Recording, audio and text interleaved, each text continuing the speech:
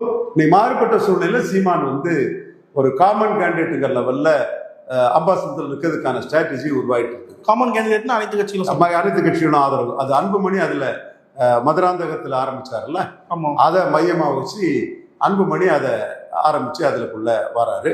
So அந்த இடத்துக்குள்ள சட்டசபைக்குள்ள சீமான் நுழையிறது சரியா இருக்கிறனால அம்பாசமுத்திரத்துல சீமான் வந்து கேண்டிடேட் ஆகிறதுக்கான வாய்ப்புகள் இருக்குது. அம்பாசமுத்திரத்துல அந்த அளவுக்கு சாதகமான சூழல் இருக்கும்னு நினைக்கிறீங்களா சார்? இதே தேர்தல் அதாவது விஜய்க்கு விழுந்த வாக்குகள் 30 விழுக்காடுனால ராஜகோபால்னு ஒருத்தர் எடுத்திருக்கிறாரு.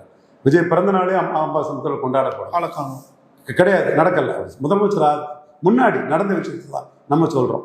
அங்க அவருக்கு 30 விழுக்காடு வந்திருக்குன்னா ஒரு இஷ்யூ பேஸ்டா திமுக வேண்டாம் அண்ணா திமுக வேண்டாம்னு ஒரு 30 விழுக்காடு வந்துருச்சு.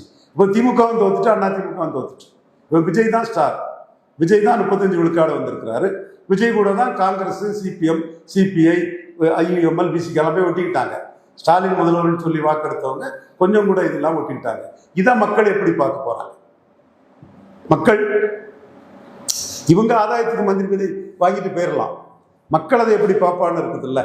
ஸோ அந்த டெஸ்டிங் கிரவுண்டா அம்பாசமுத்திரத்தை வச்சு சீமான் அதுல கேண்டிடேட்டா நிற்கலாங்கிற ஒரு இது இருக்கு. அதற்கான நடவடிக்கைகள், பின்னணி பேச்சுவார்த்தைகள்